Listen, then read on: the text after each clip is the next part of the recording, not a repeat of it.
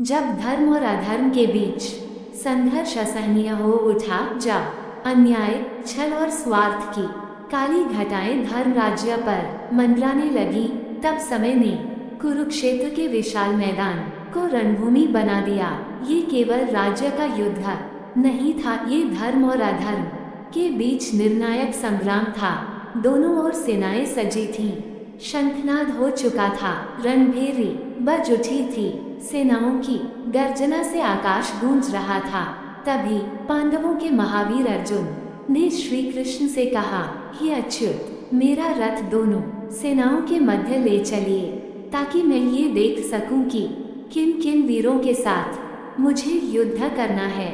जब अर्जुन ने सामने देखा अपने गुरुदेव द्रोणाचार्य, पितामह भीष्म, भाई बंधु मामा शल्य, कृपाचार्य और अनेक स्नेहीजन सब विपक्ष में खड़े थे, हृदय करुणा से भर गया।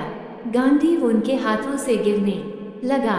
मनुष्य का हृदय चाहे जितना महान योद्धा हो, स्नेह बंधनों के आगे कभी कभी कमजोर हो ही जाता है।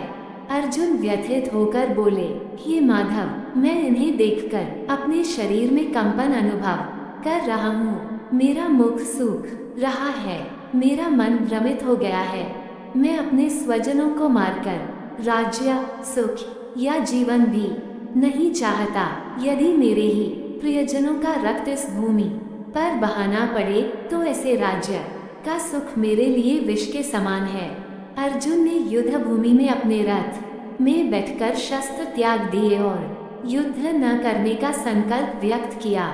श्री कृष्ण, जो स्वयं साक्षात ईश्वर थे, मधुर मुस्कान के साथ बोले, हे अर्जुन, यह अकर्मण्यता तुम्हें शोभा नहीं देती। जो इस समय अपने धर्म से विमुख होता है, वह अपयश और अधर्म को प्राप्त होता है। मृत्यु से बढ़कर अपयश है। हे पार्थ, याद करो, तुम क्षत्रिय हो। धर्म युद्ध में लड़ना तुम्हारा कर्तव्य है। अधर्म के नाश के लिए ही यह युद्ध है। इसे छोड़कर तुम पाप के भागी बनोगे। श्री कृष्ण ने अर्जुन को ज्ञान का दीपक दिखाना आरंभ किया।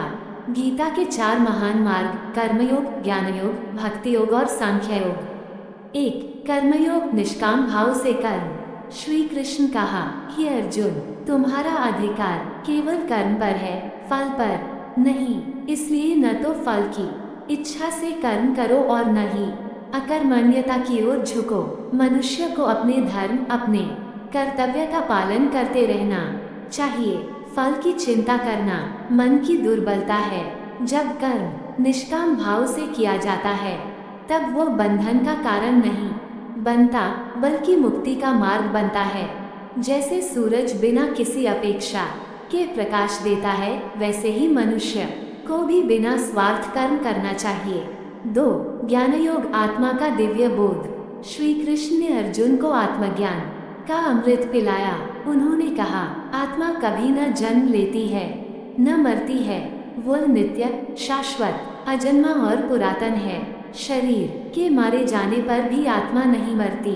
अर्जुन, तुम जिनके लिए शोक कर रहे हो, वे देहधारी हैं। देह नाशवान है, आत्मा अमर। इस सत्य को जानकर तुम मोह और भय से मुक्त हो जाओ।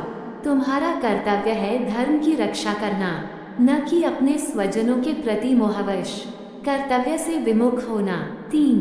भक्ति योग, प्रेम और समर्पण का मार्ग। श्री कृष्ण ने भक्ति योग का रहस्य प्रकट करते हुए कहा, हे अर्जुन, मेरा स्मरण करो, मेरे भक्त बनो, मुझे प्रणाम करो, मेरी पूजा करो। ऐसा करने पर तुम निश्चित रूप से मेरे पास आओगे। मैं यह वचन देता हूँ, क्योंकि तुम मुझे प्रिय हो। भक्ति ही वह सेतु है जो मनुष्य को ईश्वर से जोड़ती है।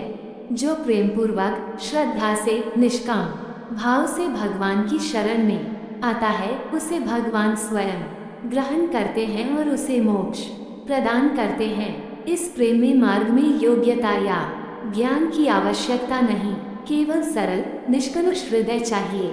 4. सांख्य योग, प्रकृति और पुरुष का ज्ञान। श्री कृष्ण ने अर्जुन को सांख्य ज्ञान प्रदान किया। उन्होंने कहा, हे अर्जुन, प्रकृति और पुरुष दोनों अनादि हैं।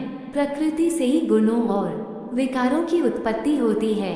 प्रकृति सृष्टि परिवर्तनशील है, जबकि पुरुष आत्मा अचल और चेतन है। जब मनुष्य इस भेद को जान लेता है, तब वह मोह, माया और दुख से मुक्त हो जाता है।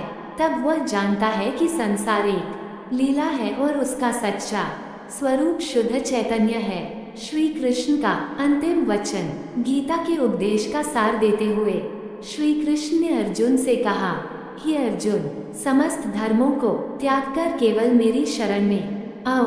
मैं तुम्हें समस्त पापों से मुक्त करूंगा। शोक मत करो। अंततः जब मनुष्य अपने अहंकार, मोह और भय को छोड़ देता है और पूर्ण समर्पण करता है, तब भगवान स्वयं उसे उठा लेते हैं और उसे मोक्ष प्रदान करते हैं। ये जीवन के परम सत्य की घोषणा थी। शरणागति का दिव्य मंत्र। श्री कृष्ण के वचनों से अर्जुन का अज्ञान मिट गया, मोह और संशय का अंधकार छंट गया। अर्जुन ने कृतज्ञ होकर सिर झुकाते हुए कहा, हे अच्युत, आपकी कृपा से मेरा मोह नष्ट हो गया है, स्मृति जागृत हो गई है।